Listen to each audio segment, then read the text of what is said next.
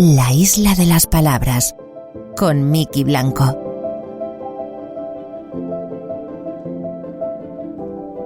Decía el personaje de Galadriel en La Comunidad del Anillo que hasta la persona más pequeña puede cambiar el curso del futuro. Con eso por delante, yo te animo hoy a que mimes tu guión, porque nadie te dice que ese guión, que hoy es pequeñito, es minúsculo e incluso es tan solo una idea, no puede llegar a ser una gran obra, algo que cambie el mundo e incluso el futuro. Te invito además a que te preguntes qué guiones crees que han cambiado tu futuro. Esto es La Isla de las Palabras. Bienvenidos.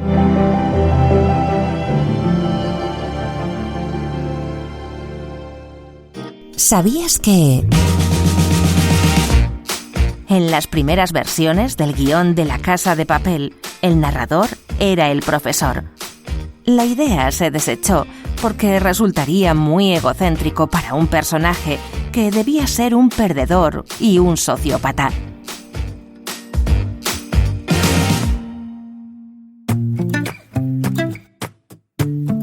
Una página, un minuto.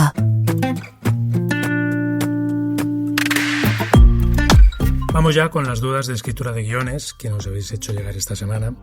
Lo habéis hecho como siempre a nuestra dirección de correo electrónico islapalabras@gmail.com. Y ya sabéis que siempre las contestamos con la ayuda de nuestros compañeros del sindicato ALMA.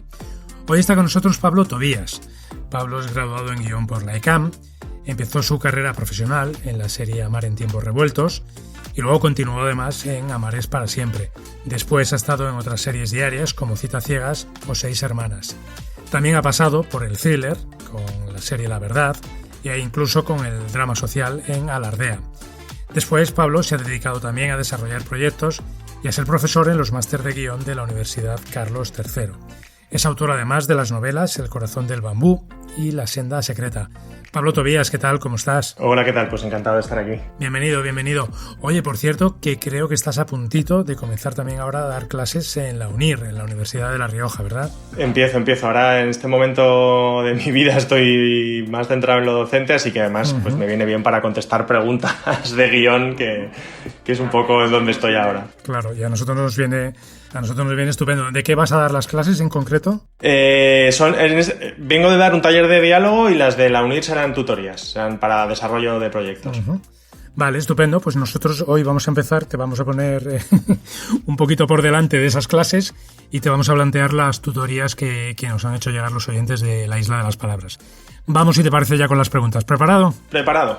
Venga, vamos a por ellas. La primera pregunta de esta semana nos ha llegado desde Córdoba y nos la ha hecho Manuel. Hola, estoy pensando en escribir un guión sobre una historia real. Mi pregunta sería ¿hasta dónde tengo que ser fidedigno con la historia?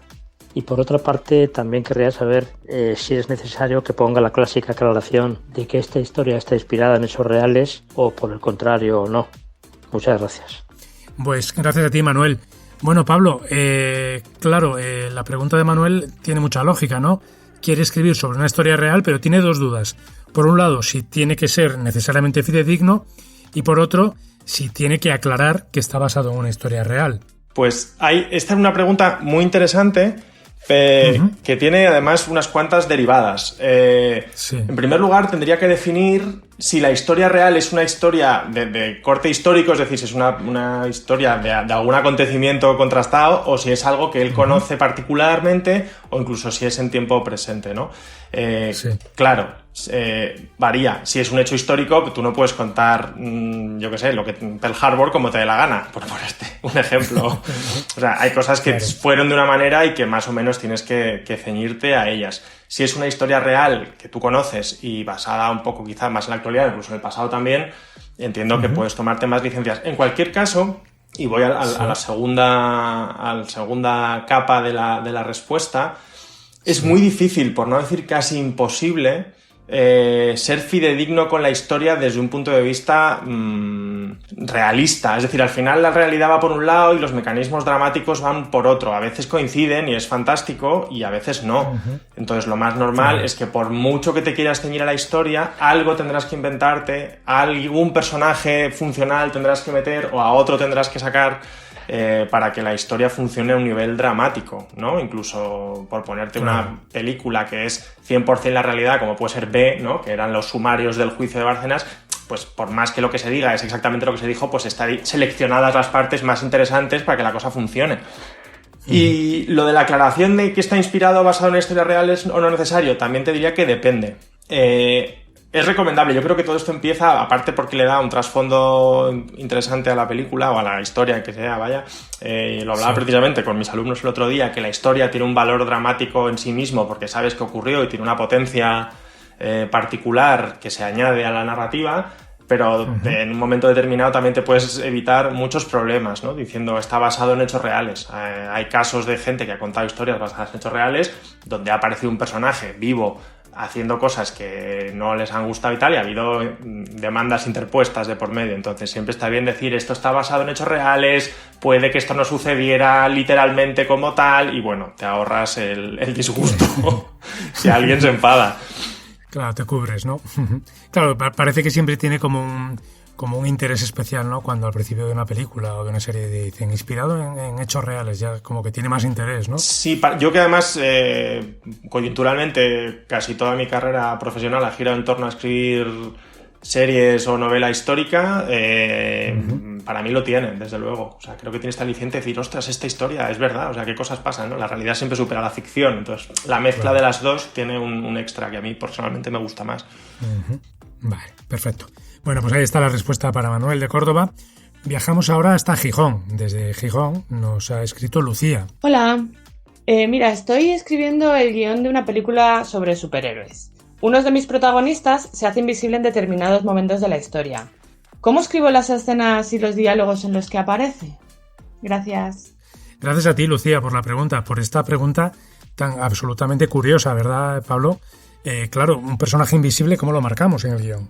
Pues es una pregunta muy interesante que yo creo que nace un poco también del miedo que tiene mucha gente, miedo entre comillas, a enfrentarse a la escritura de un guión, porque parece que hay como unas reglas fijas, inquebrantables, y que todo el mundo quiere conocer y que todo el mundo se le hace raro, lo de interior, exterior, día, el encabezamiento, el número, tal, cómo va la columna de acción, y realmente la respuesta es muy sencilla. O sea, hay muchas opciones de hacer esto. La más normal y la más sencilla para mí sería poner, como se llame el personaje, paréntesis, invisible, cuando sea invisible y no cuando no. Ya sea en la columna de acción como en la de diálogo.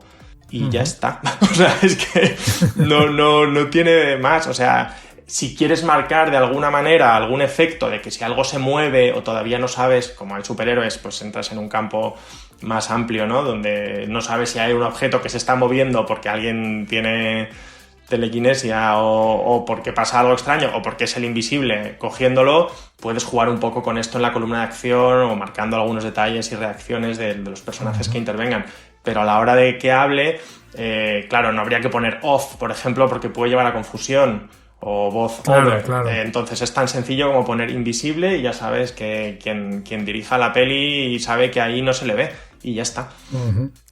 Claro, es que es cierto lo que dices, ¿no? Que parece que muchas veces creemos que nos tenemos que atener a unas normas muy rigurosas sobre el guión, cuando en realidad la norma fundamental es que quien lo lea entienda qué está ocurriendo ahí. Claro, hay una ortodoxia que está muy marcada y es muy tradicional en la escritura de un guión con respecto a las columnas y cómo se componen y sobre todo qué terminología usar, ¿no? Lo de vemos qué y estas cosas no se ponen. Pero luego es verdad que también el propio oficio se va desarrollando y tú sabes cuál es la ortodoxia, pero te lees un guión como está escrito, por ejemplo, en Estados Unidos, que ya meten directamente movimientos de cámara, que yo personalmente no lo comparto, no creo que haya que meterse ahí, pero cuando entra la banda sonora, detalles de los que dices, pues mira, pues si lo hacen ellos, si son la meca, pues ¿por qué no lo vamos a hacer nosotros en un momento dado, ¿no? Tomarnos la licencia de decir algo que va un poco en contra de ortodoxia, pero aclara un montón de cosas a quien lo está leyendo y transmite exactamente lo que queremos decir. Pues bueno, un poquito de respiro también. Vale, estupendo. Bueno, pues ahí está esa respuesta para Lucía de Gijón. Y nos vamos ahora hasta Manzanares el Real. Desde allí nos ha enviado su nota de audio Miguel. Hola. Sé que mi pregunta no tiene una respuesta concreta, pero me gustaría saber vuestra opinión. He terminado la primera versión del guión de una película y he oído que es recomendable dejarlo reposar unos días. Quería saber cuál es el motivo ¿Y cuánto tiempo es recomendable hacerlo? Muchas gracias, ¿eh? Gracias a ti, Miguel. Bueno, Pablo, pues claro, Miguel tiene dudas de cuánto tiempo tiene que pasar desde que termina su primera versión hasta que vuelve a escribir, hasta que se retoma el guión y se pone a repasarlo, ¿no? A reescribir. Sí, es una pregunta muy interesante y es una inquietud muy buena por parte de cualquiera que escriba y efectivamente no tiene una respuesta concreta. Se hace por una cuestión de perspectiva, fundamentalmente, porque si tú estás escribiendo, estás metido en la historia y cuando la relees con X tiempo, tampoco hace falta que sea mucho, pueden ser varios días o una semana, la cometes de otra manera y puedes ver un poquito desde fuera y en continuidad dónde pueden estar las cosas que han ido fallando o incluso que se te haya ocurrido otra cosa para mejorarlo, ¿no? O sea, por eso también la gran lucha de los guionistas es el tiempo, es cuánto tiempo me das para hacer esto. Eso no quiere decir que estés procrastinando hasta el último día, sino que tendrás más tiempo para reposarlo, ¿no?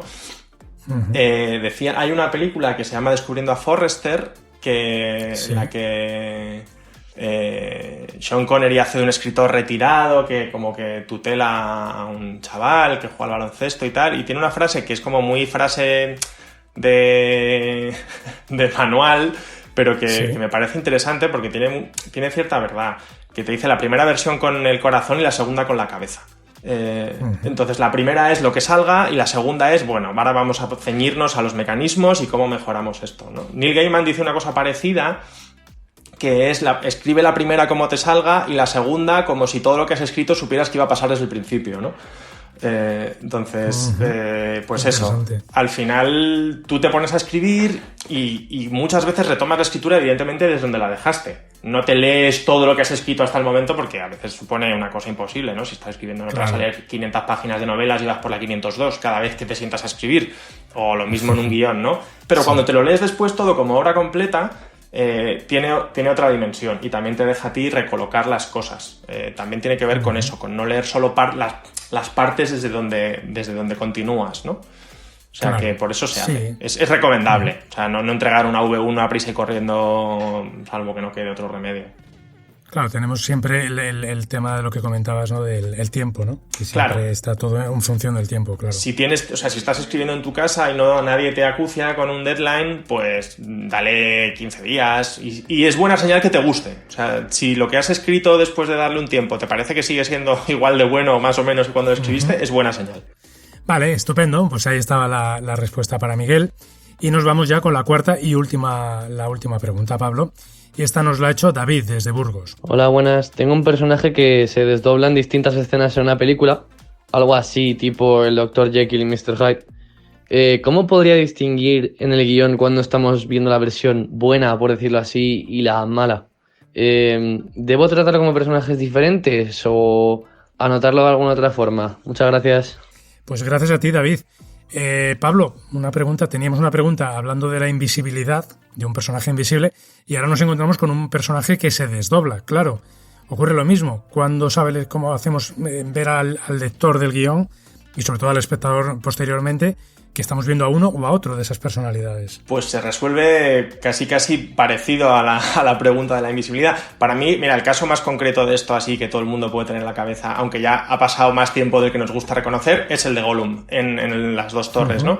Lo que hacen los guionistas de Las Dos Torres es muy sencillo y muy eficaz. Ellos siempre ponen Gollum en la columna de acción y independientemente de quién hable, ponen Gollum o Sméagol. Entonces, cuando habla la parte mala es Gollum, cuando habla la parte buena es Sméagol y siempre cuando aparece en acción es Gollum. Y me parece una solución sencilla, completamente clara y muy eficaz. Aquí sería lo mismo, pues pones siempre Dr. Jekyll y cuando habla el Dr. Jekyll pones Dr. Jekyll y cuando habla Mr. Hyde pones Mr. Hyde en la columna de diálogo y para adelante. Perfecto. Bueno, pues Pablo, hemos llegado al final. Hoy hemos aprendido un poco a indicar cómo se indican en el guión, ¿no? Las historias reales o las historias basadas en hechos reales. También cómo avisar en un guión que uno de los personajes, por ejemplo, es invisible, cómo señalarlo en la pantalla. Me quedo con una de las frases que has dicho, ¿no? De la película Descubriendo a Forrester, que la primera versión debe de hacerse con el corazón y la segunda con la cabeza. Y por último, con esta referencia que nos dabas del personaje de Gollum, cuando escribimos sobre personajes que en cierto modo se desdoblan, ¿no? Que tienen distintas personalidades. Pablo Tobías, que ha sido un lujo tenerte hoy como tutor aquí en la Isla de las Palabras. Así que nada, muchas gracias a ti y nos vemos pronto. Gracias, hasta pronto.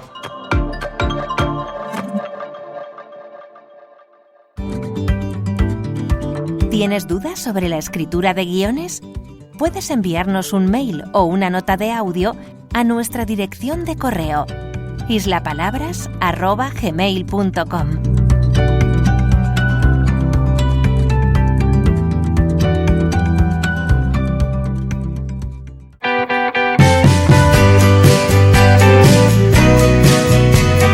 La Isla de las Palabras, el podcast de Isla Aventura.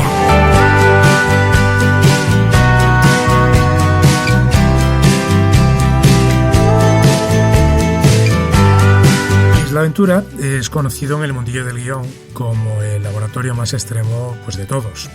Y no es para menos. Un año entero para desarrollar un guión, 3 visitas presenciales a la isla de La Palma y la posibilidad posterior de que ese guión trascienda más allá del papel. Un proceso en el que es fundamental el papel de los tutores. Y nosotros, precisamente por eso, hemos querido llamar hoy a una de ellas, que es además repetidora.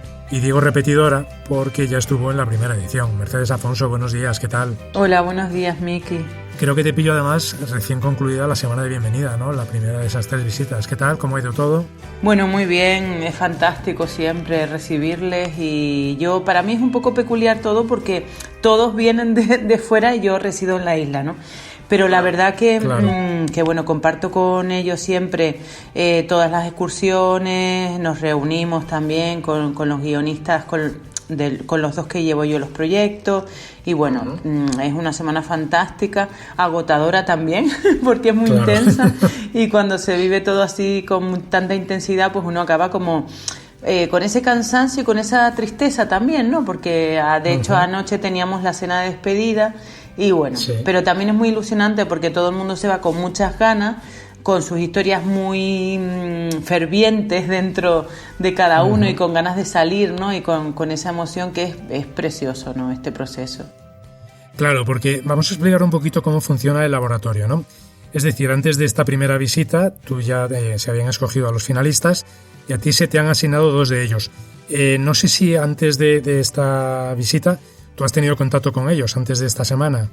Sí, yo he hecho una tutoría previa, me parece importante siempre, antes de que vengan, conocernos, hablar un poco rasgos muy generales de la historia y de esas primeras impresiones mías que me gusta compartir y un poco también ver sus ideas y plantear también las posibles localizaciones que ya vienen las historias evidentemente metidas dentro de La Palma, pero bueno, aportarles mi opinión sobre lo que ellos han escrito en cuanto a localizaciones y sugerirles visitas, ¿no? Entonces ese trabajo lo hicimos prácticamente fue la semana siguiente a que estuvieran decididas los concursantes, digamos, o los guionistas elegidos, los finalistas.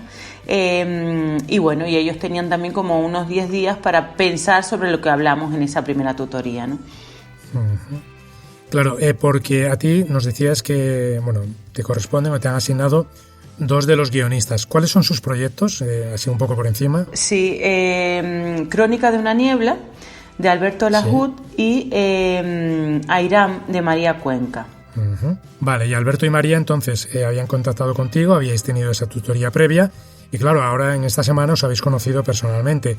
En lo que es la labor de guión, ¿qué es lo que habéis hecho esta semana? ¿Qué es lo que has hecho con Alberto y con María? Bueno, cada historia es distinta y cada guión al final, desde mi punto de vista, aunque todo el proceso se pueda sintetizar en fin, o se pueda unificar, yo trabajo bastante de forma individual, ¿no? Entonces la historia de Alberto, creía que necesitaba introducir un personaje femenino y finalmente, yo le hice esa sugerencia desde un primer momento y él llegó a la isla y ha sido todo muy mágico, ¿no? De repente su personaje principal era un hombre y ahora su personaje principal es una mujer. Entonces ha cambiado tanto que de introducir a uno ha cambiado como de ser en vez del prota, la prota, ¿no? Entonces creo que la historia ha ganado mucho y él ha visitado muchísimas localizaciones, la tiene muy clara y bueno, ya él puede empezar perfectamente a desarrollar la escaleta previa y demás, porque va con la historia pues muy clara, ¿no?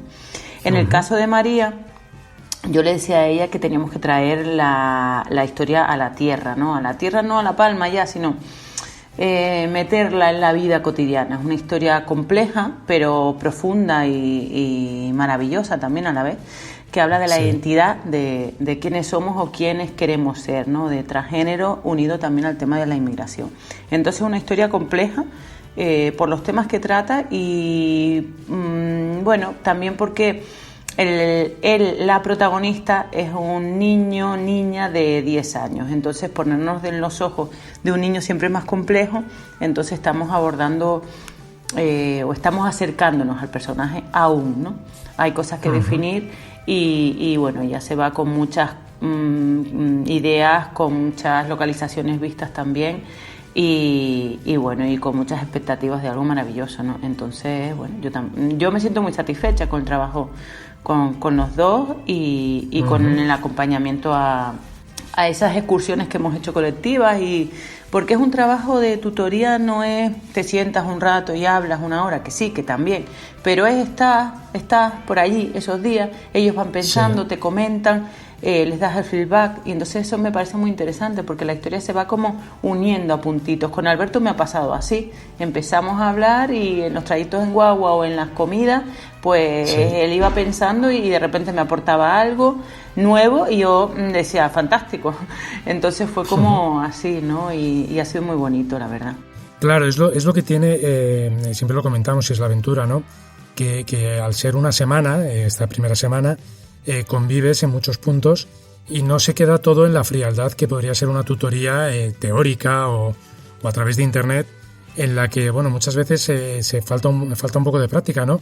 Cuando uno está escribiendo un guión, muchas veces efectivamente acaba conectando los puntos en los sitios más inverosímiles o en conversaciones que parecen intrascendentes, pero que acaban dándole un poco acaban haciendo la historia redonda. Uno se acaba dando cuenta de cosas pues en charlas que efectivamente parece que no tienen nada que ver con la historia, ¿no?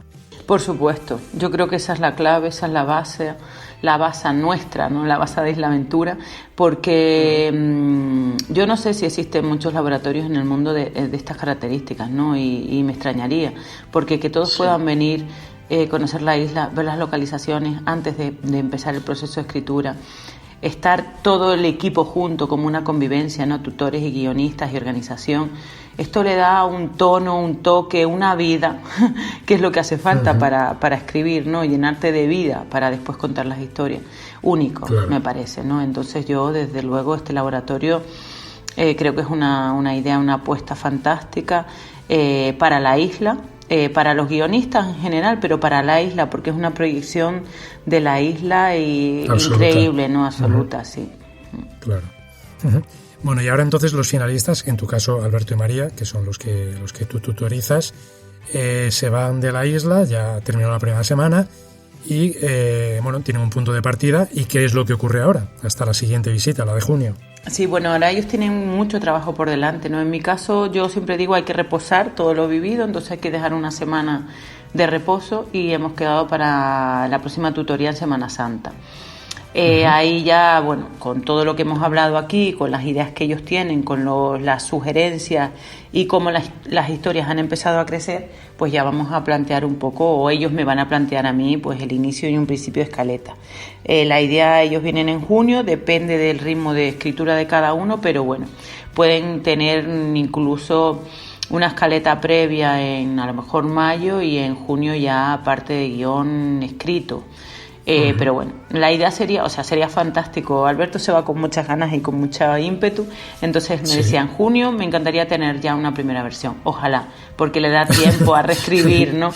Entonces, sí, vamos a ver, depende del ritmo de cada uno, porque es verdad que también el proceso de escritura es intenso y duro, y uno, aunque tenga muchas ganas, se sienta y a veces las historias llevan su tiempo y llevan sus procesos internos y externos. Pero bueno, esa retroalimentación que existe siempre también ayuda, ¿no? Y esos procesos yo creo que las historias se tienen que asentar siempre, asentar dentro de uno, asentar en el territorio, darles el tiempo para que crezcan bien. No es como una planta que la tienes que regar todos los días y mimar para que crezca sana y fuerte, ¿no? Pues las historias así. A veces no hay que correr mucho, hay que ir despacio. Otras veces, si tienes como mucho ímpetu, hay que sacar cosas y escribir secuencias así aisladas y después empezar a unir, ¿no? Entonces mi trabajo también, o como me gusta hacerlo a mí desde la tutoría, es darles un ritmo a cada uno distinto, porque todos somos personas distintas y a veces tenemos métodos distintos de enfrentarnos a la escritura, ¿no?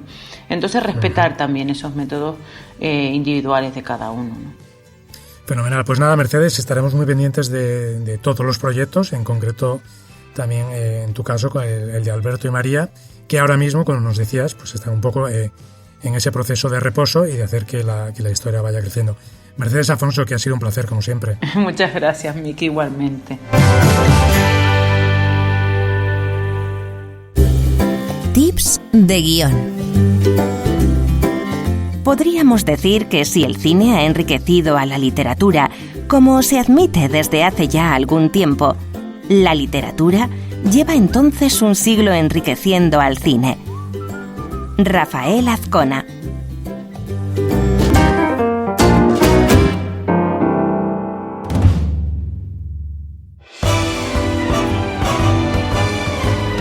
La Isla de las Palabras, el podcast de los guionistas. Seguro que muchas veces os habéis preguntado qué hay de verdad en esa idea que tenemos todos sobre cómo funcionan los guionistas de Hollywood.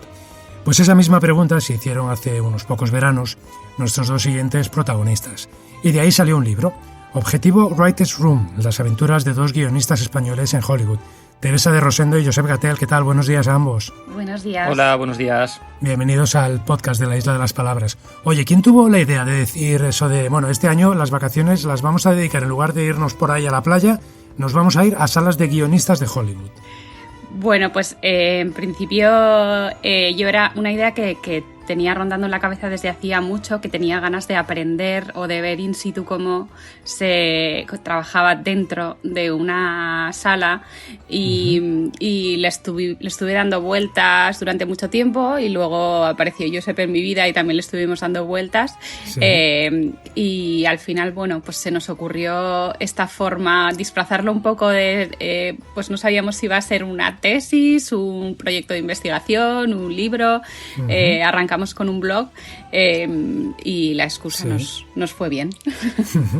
¿Y por dónde empezasteis? Es decir, ¿cómo llegasteis a acceder a las salas de guionistas de Hollywood? Pues en principio, o sea, lo que hicimos fue hacer una lista de toda la gente que remotamente o directamente, pero más remotamente, podía tener algún contacto con una sala de Hollywood. Entonces escribimos mails a todo hijo de vecino. Sí. O sea, sobre todo pues antiguos profesores de la facultad, pues que a lo mejor habían estado en algún congreso de investigación donde pudiera haber ido guionistas, gente de la profesión, gente que conocíamos que vivía en Estados Unidos, o sea, no trabajando de guionista, pero bueno, en plan, pues yo qué sé, siempre hay alguien que tenga un contacto.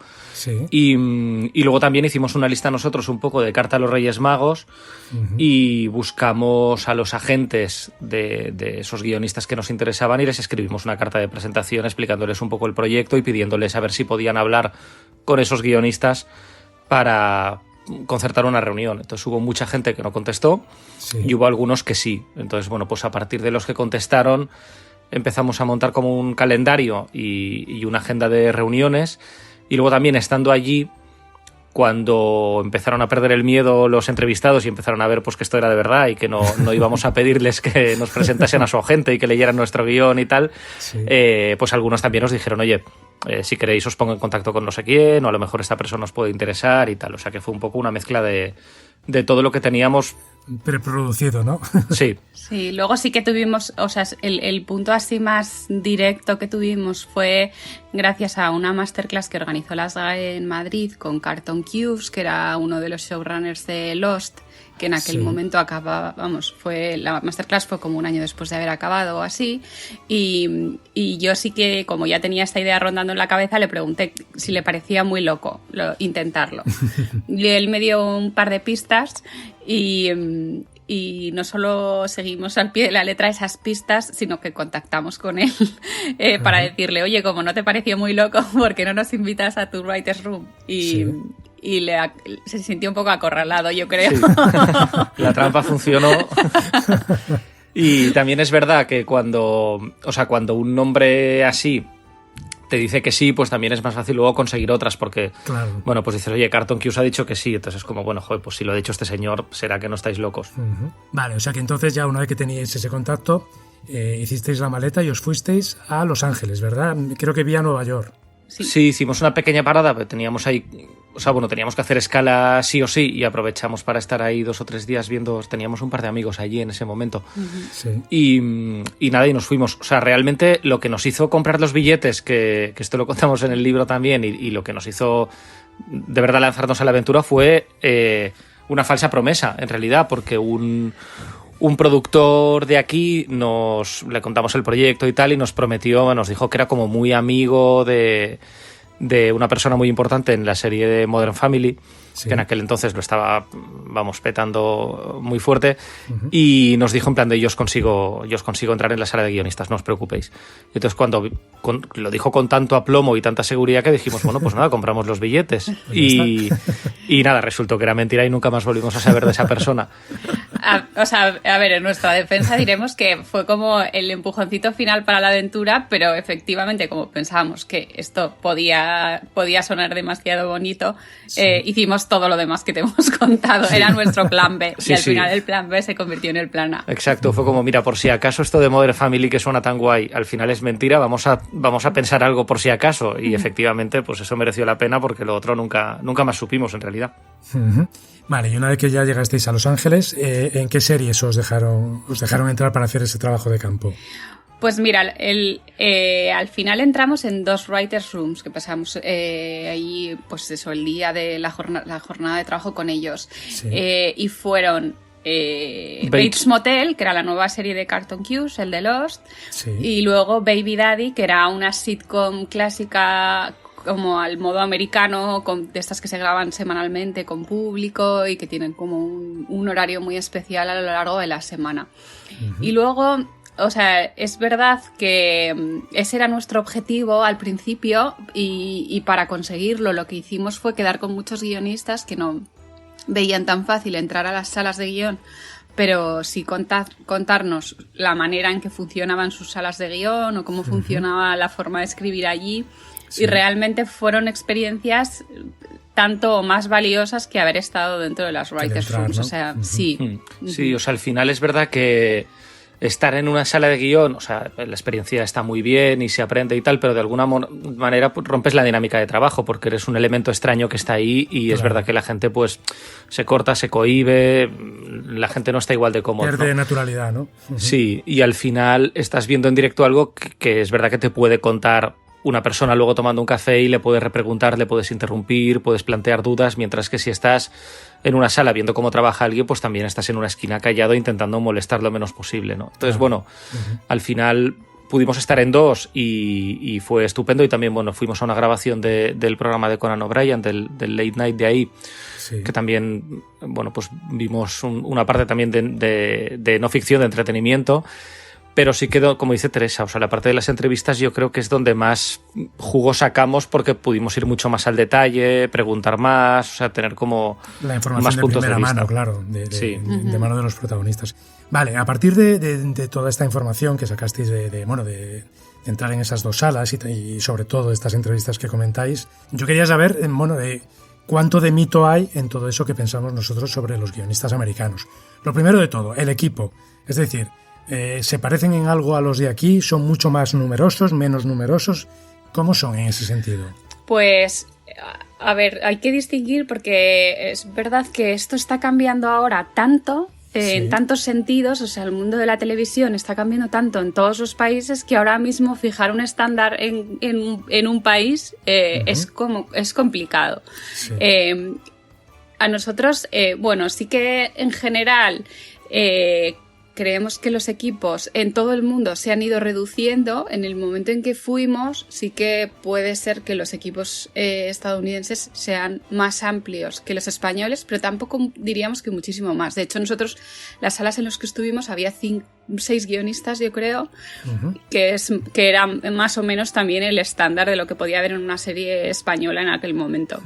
Sí que es verdad que cuando nosotros nos fuimos, de hecho nos fuimos un poco con la pregunta esta, ¿no? De, joder, parece que ahí es todo, vamos, que las calles están pavimentadas con oro, que es todo estupendo, y nos sorprendió ver, por un lado, que, o sea, en absoluto, y lo primero que cuando nosotros hablábamos con guionistas ahí, nos preguntaban ellos mucho a nosotros, y todos coincidían en preguntarnos si en España nos despedían tanto y tan deprisa como allí. Y esto para nosotros nos hizo saltar una alarma, porque pensamos, a ver, ¿cómo puede ser, ¿no?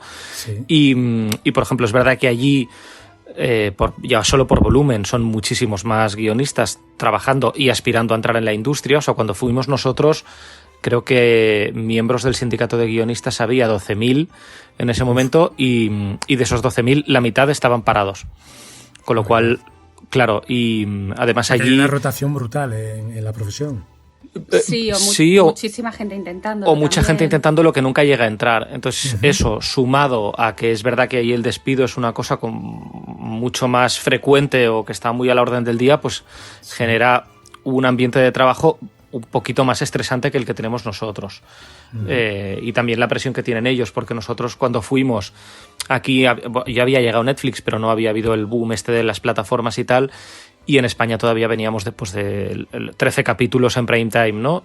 Claro, ellos hacían 22, 23, es verdad que de la mitad de tiempo, claro, pero eran series mucho más largas, entonces sí que necesitas un equipo un poco más numeroso, porque además allí los guionistas, a medida que van cogiendo responsabilidad, también producen los capítulos que escriben, con lo cual, pues aunque tengas una sala de guión con 12 personas, da un poco igual, porque en la sala va a haber 5, porque otros 5 estará uno preproduciendo, uno otro en plató, otro montando. Entonces hay mucha rotación también en la propia sala. O sea, en lo que sí que vimos, y yo creo que, no sé si tanto mito, porque los mitos a veces son irreales y no son buenos, pero sí que creo que tienen ciertas costumbres y estándares y manera de trabajar muy industrial, que sí que se traduce a veces en un trabajo pues más profesionalizado o más preciso en los objetivos que busca, y es que es una industria, pues eso, es una industria muy construida en torno, por ejemplo, al aprendizaje del guionista, que va desde...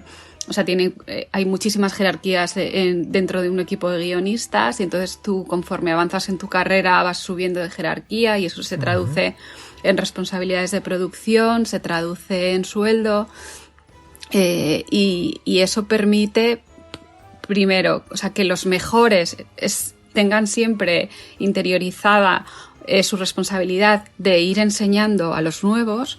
O sea, es como que es una industria muy creada en torno a que los guionistas se vayan aprendiendo, se vayan superando a sí mismos y se vayan convirtiendo en lo mejor posible. Sí. Y así mantienen pues un estándar de calidad, ¿no? Entonces, eso hace que, o sea, pues eso, el trabajo esté un poco más organizado, que siempre aprendas de alguien que sabe muchísimo, mientras que, bueno, en España, que sí que tenemos una industria más avanzada comparado con otros países también, pero sí que pues hay muchas veces que nos movemos por la intuición, o depende de las series en las que trabajes, pues eso hay menos menos oficio, claro, que sin querer hablar mal de España, porque creo que tenemos un mercado buenísimo y tenemos unos profesionales buenísimos, pero sí que es verdad que allí pues nos llevan unos años de ventaja y han construido un sistema que aquí no funciona exactamente así.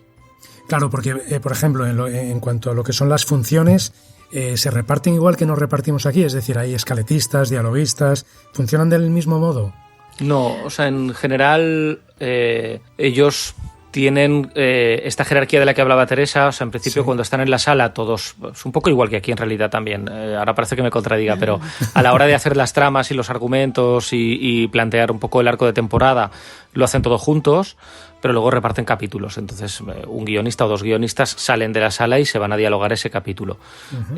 Y si además ese guionista tiene como rango ya un poco de coproductor o productor, no solo lo va a escribir, sino que además lo va a producir. O sea, va a encargarse de pues el casting, el vestuario, de reuniones. Hay una reunión que ellos tienen, que lo llaman reunión de tono, con el director o la directora que vaya a rodar el capítulo, pues para contarte un poco pues cómo hay que plantear el capítulo, luego van a estar en montaje, bla, bla, bla.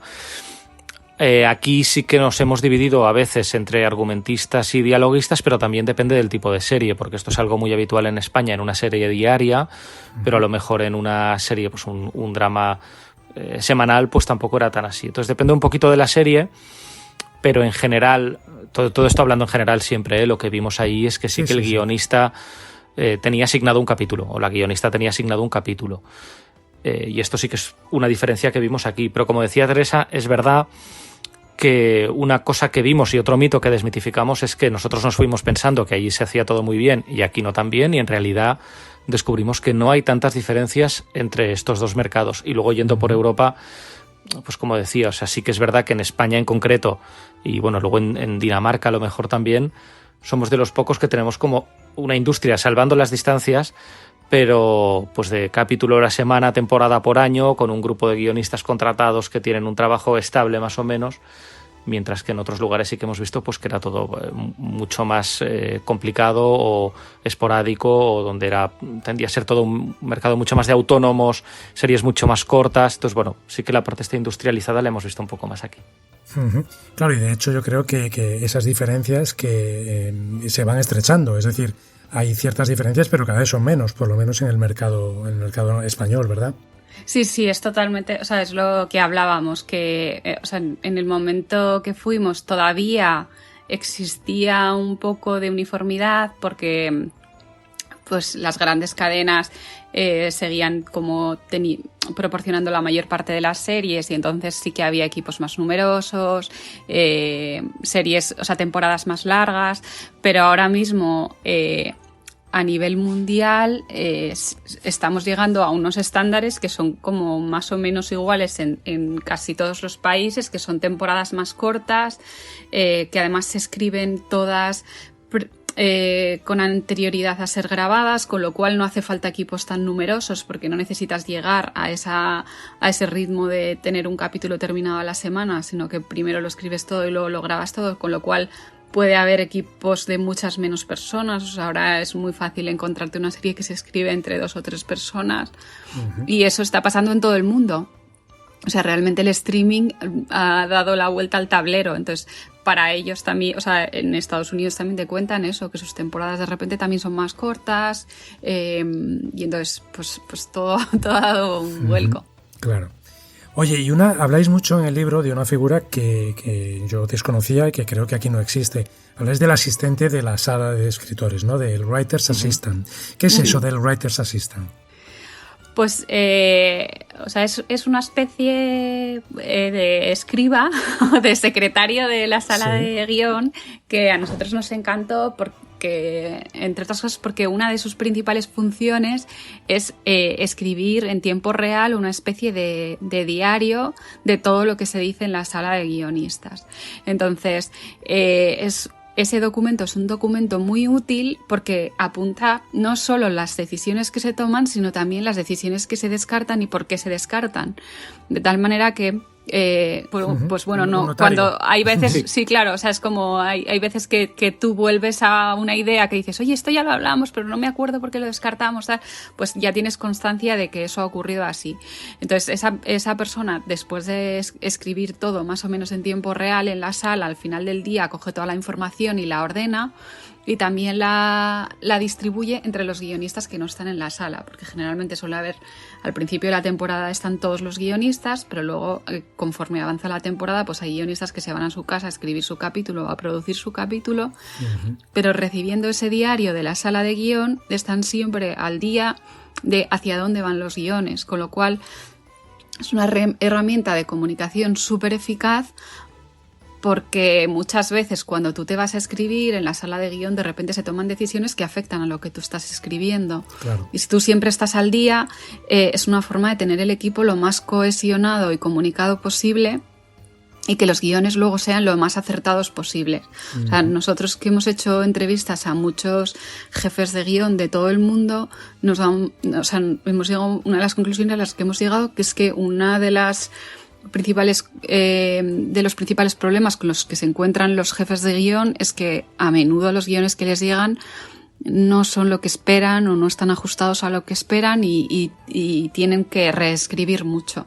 Entonces, esa figura del Writer's Assistant en Estados Unidos es una figura muy útil precisamente para lograr que el guionista esté tan al día de lo que ocurre en la sala de guión, que sus guiones sean lo más ajustados posible a lo que se espera de ellos, que luego siempre hay que reescribir porque siempre hay que dar uniformidad, pero nos pareció muy útil. Sí, y es un factor de coherencia, sí.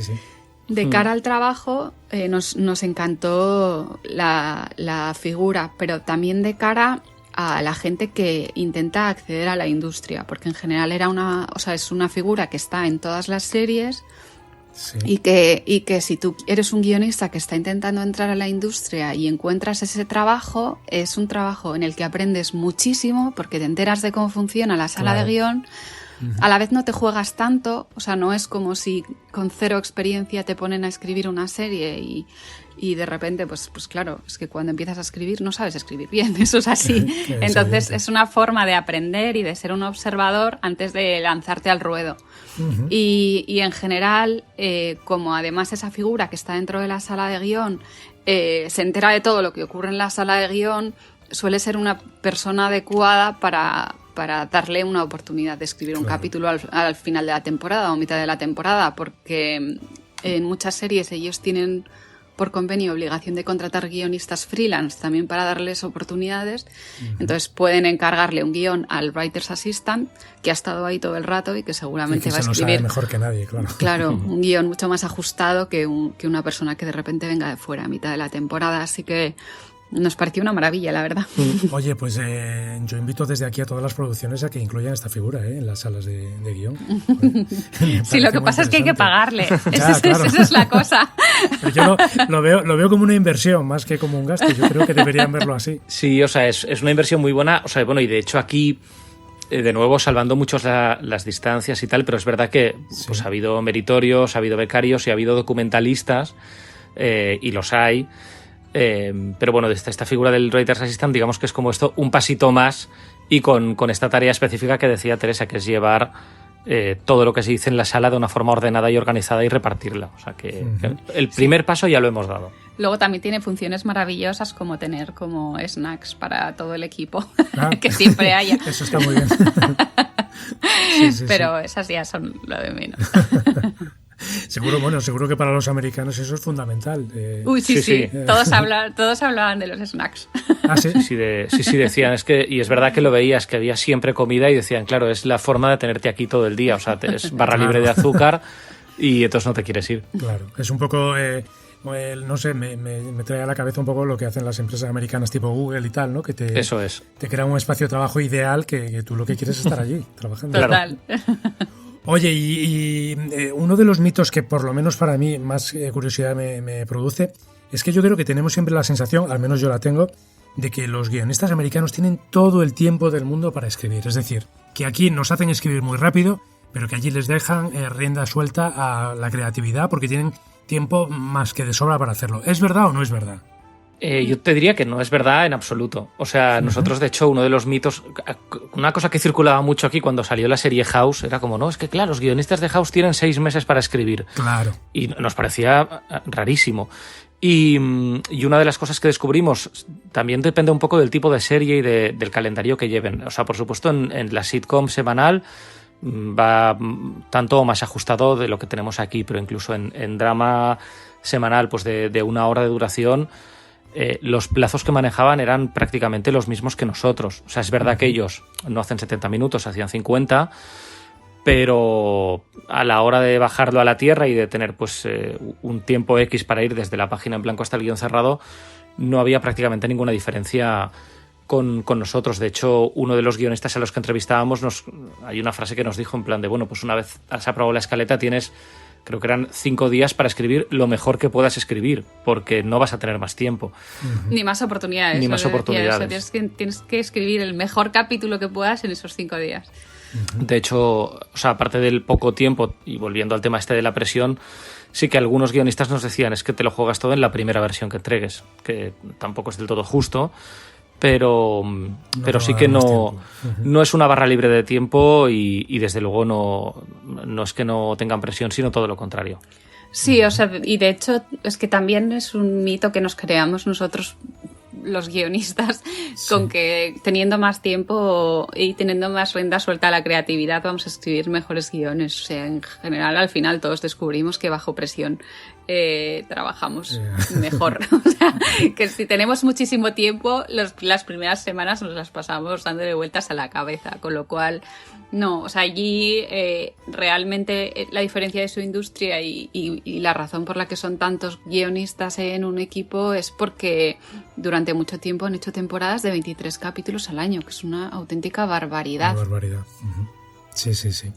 Oye, y seguro que mucha gente se lo está preguntando. Y en cuanto al dinero, es decir, ¿los guionistas americanos ganan mucho más dinero que sí, lo que ganamos en el resto del mundo? Sí. O sea, en 2 letras, sí. En mayúscula, en negrita, ¿no? Subrayado, entre comillas y en la fuente más bonita que te puedas imaginar. Sí. O sea, sí que es verdad, o sea, que hay una parte que se basa en que ellos, además de guionistas, son productores conforme avanzan su carrera y la temporada, con lo cual tienen sueldos que corresponden a la labor de guionista y a la de producción, no solo a escribir un guión. Si nos pusiéramos a mirar ahora mismo cómo están las cosas de los mínimos que marca su sindicato por guión y las medias que hay por guión en España, pues no serían diferencias tan estratosféricas, pero cuando miras el sueldo de un showrunner allí, que es como guionista y productor ejecutivo de la serie y creador, pues sí que, o sea, te puedes llegar a encontrar sueldos de $1 millón al año. O sea, no me vaya es como una barbaridad. Sí. O sea, es increíble. Pero tiene que ver con el hecho de que sus carreras desde relativamente pronto se mezclan con producción y, claro, con producciones estadounidenses, que no tienen nada que ver con los presupuestos de una serie que manejemos nosotros. O sea, que es cierto que hay guionistas que son auténticas estrellas. Sí, o sea, bueno, pues los creadores yo, por ejemplo, Damon Lindelof, que aparte de haber estado en Perdidos, pues hizo Leftovers y Watchmen. Pues claro, es muy conocido, o Vince Gilligan, o Matthew Weiner. O sea, es verdad que hay Shonda Rhimes también. Hay nombres muy, muy potentes en la industria, pero claro, porque también las series que hacen trascienden y se ven en todo el mundo. O sea, no es que solamente sean éxitos en Estados Unidos, sino que se ven en todo el mundo y generan unas cantidades ingentes de dinero. O sea, bueno, Marta Kaufman, ¿no? Creó Friends. Sí. Pues claro, toda la fama que tenga es poca. Y además, pues eso, merecida. Pero sí que por un lado hay esto, pero luego también es verdad que por otro hay una masa muy grande de guionistas que van a trabajar todos los días y que levantan series escribiendo su capítulo a la semana, y que estos pues no son tan conocidos y tampoco pasa nada. O sea, la diferencia que veíamos es que es verdad que el mínimo, o sea, el sueldo mínimo que tienen, las condiciones mínimas son muy altas, también porque allí tienen muy claro, bueno, la frase que nos decían, ¿no? En televisión el guionista está a cargo, o sea, es el responsable de la producción. Y esa responsabilidad también pues se compensa económicamente como tiene que hacerse. O sea, no es... O sea, sí que es verdad que hay muchos curritos, como hay en todas partes, y que luego también lo de los sueldos de los guionistas, los más medios, los que no son los que son estrellas, pues ya juegan en otra liga, pero que incluso en España y en cualquier país hay que tener en cuenta que así en bruto a una persona que tiene un sueldo mensual, pues en comparación le puede parecer estratosférico, pero que luego hay que tener en cuenta que tenemos una inestabilidad laboral, que igual lo que ganas en un año te tiene que servir para el siguiente. Claro. Con lo cual es muy relativo. O sea, sí, suena a que ganan mucho dinero, pero en el fondo también tienes que prorratear ese dinero por el tiempo que no estás trabajando. Claro. Oye, y por último quería saber vuestra opinión, la de ambos, sobre si vosotros pensáis que es una locura a día de hoy para un guionista de fuera intentar el sueño americano.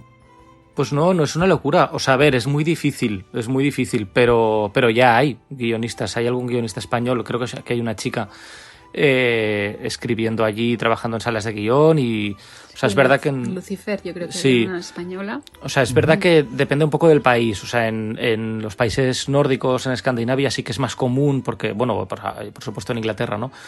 Porque no tienen la barrera del idioma y porque tienen como un vínculo mucho más fuerte, y desde aquí es verdad que es más complicado porque es ya solo el inglés, pues no es nuestra lengua materna y no se trata solo de hablar muy bien inglés, es que tienes que ser bilingüe perfectamente, o sea, vamos, para poder debatir, pensar ideas, argumentar, etcétera, etcétera, ¿no? Pero no es descabellado, o sea, está la barrera del idioma, la barrera del visado, o sea, porque también necesitas un permiso para trabajar, o sea, no puedes ir y trabajar a lo loco, pero bueno, se puede. Y luego, bueno, obviamente que está la competitividad, o sea, que es que hay mucha gente intentándolo, entonces no es que sea difícil porque vengas de otro país, es difícil porque ahí hay, pues eso, cuando fuimos nosotros, 6.000 personas haciendo cola por delante de ti, claro. Y estos eran, claro, y estos 6.000 que estaban en paro eran de los 12.000 que formaban parte del sindicato. Esto quiere decir que tenían por lo menos 2 o 3 años de experiencia, o sea, que tampoco estás compitiendo con gente que no conozca el mercado, sino es gente que ha estado, ha trabajado, se ha ido al paro,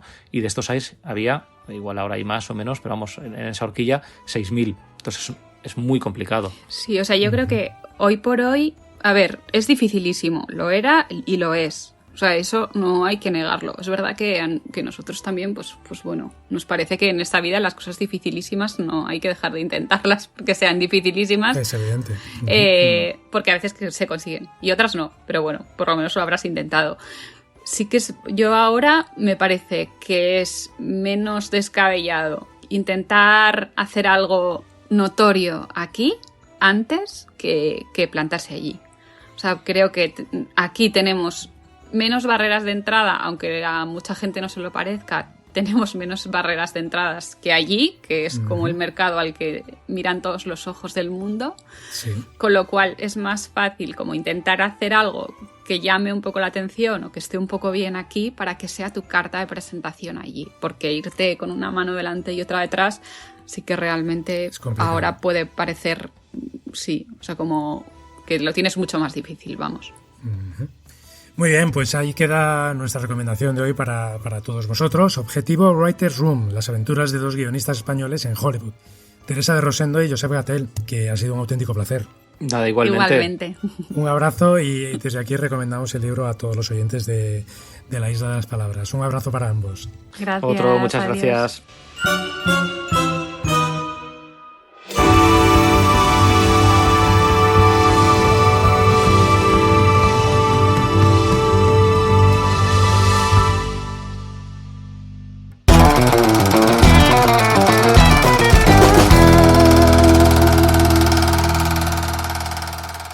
Bienvenido al Cinematón de la Isla de las Palabras.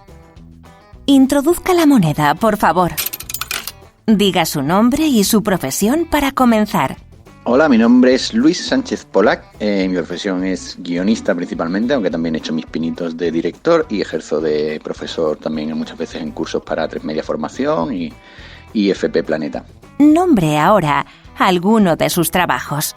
Pues bueno, como he trabajado tanto en tele como en cine como en teatro y demás, pues últimamente pues en televisión he estado haciendo los monólogos para Leo Harlem del Paisano, estuve en la primera edición del programa Prodigios, en muchos programas de humor y de sketches, como su día Agitación Masiva y demás. En cine, pues estamos a punto de estrenar la película de terror La Pasajera, hice una de animación llamada El Pez de los Deseos y otra de una comedia llamada La Final. En teatro, bueno, hemos estado en Luchana con Fin de Engaño, en más de 20 horas en microteatro, etcétera. Así que bueno, creo que es un poco da la perspectiva de todo lo que he hecho, además de publicidad, bla, bla, bla, bla. Vamos, que soy un pesado de la escritura.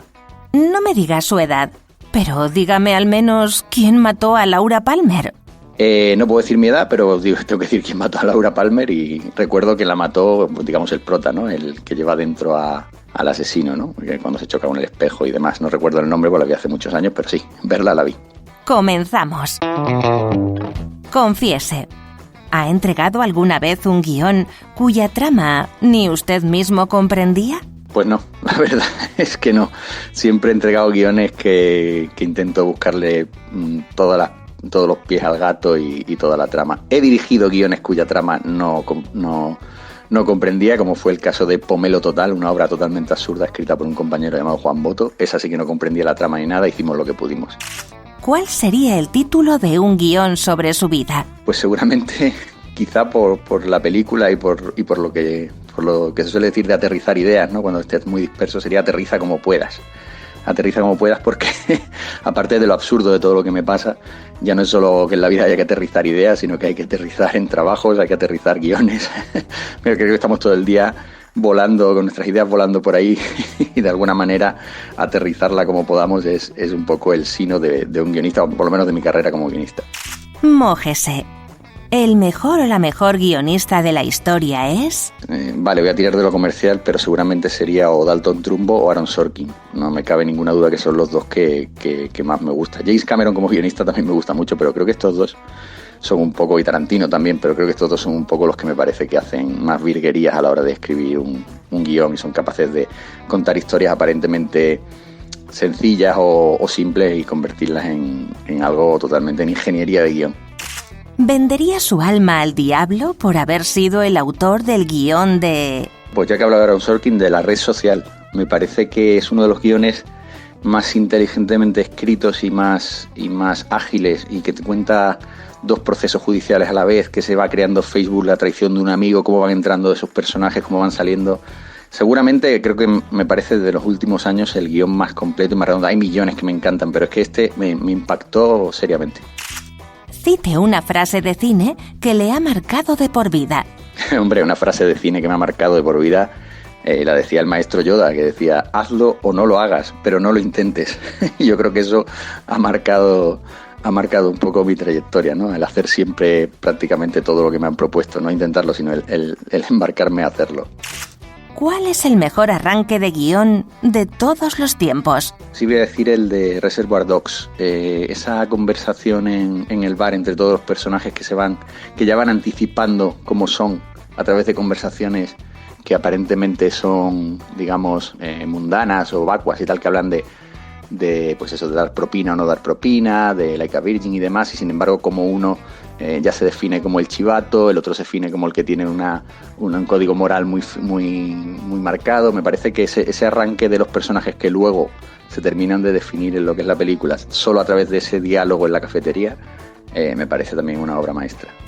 ¿Y el mejor final? Voy a decir una, tirando otra vez de lo comercial, el de Cadena Perpetua, ¿no? Sobre todo cuando él escapa de la cárcel.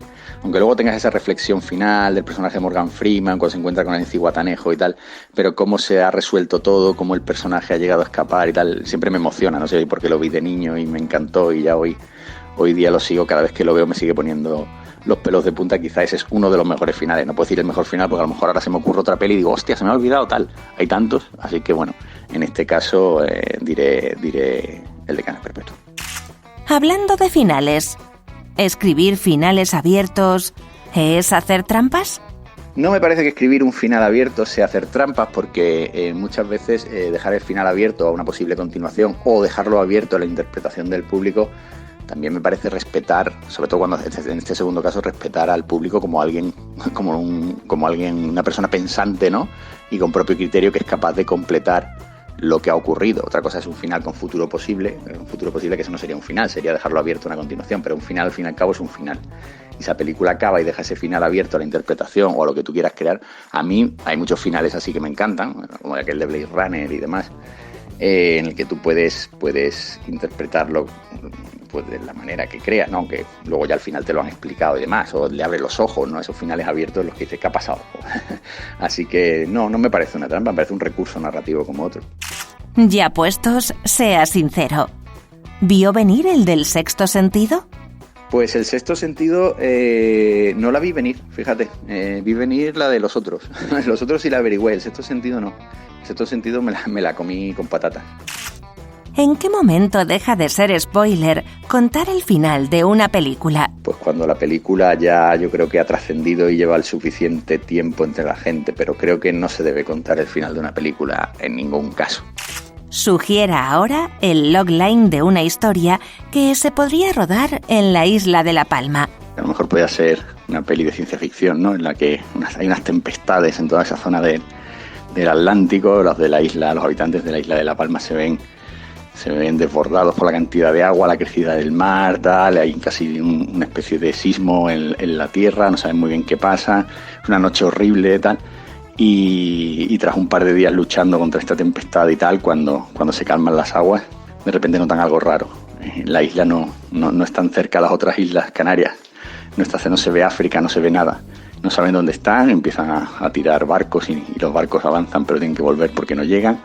Y de repente se dan cuenta que la isla no está ahora en el Atlántico, sino que se ha desplazado y está en mitad de alguna parte en el océano. No saben dónde, ni si están ni siquiera en el Pacífico. Y empiezan a suceder cosas extrañas en la isla.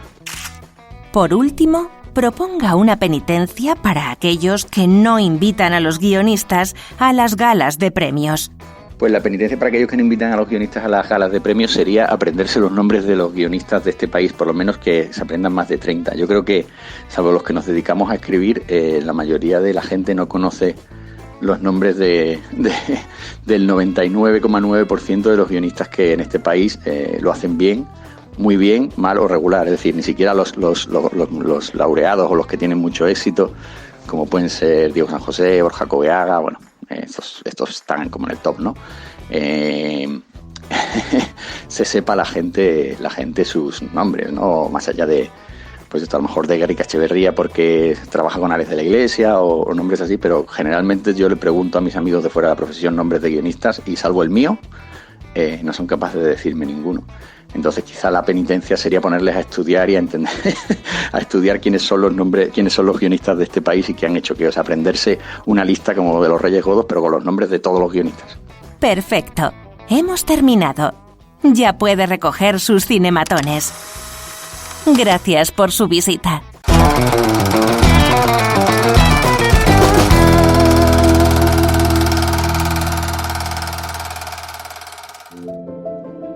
Pues esto ha sido La Isla de las Palabras. Espero que os haya gustado nuestra singladura por los mares del guión, pero si no ha sido así, recordad que en el fondo nadie es perfecto.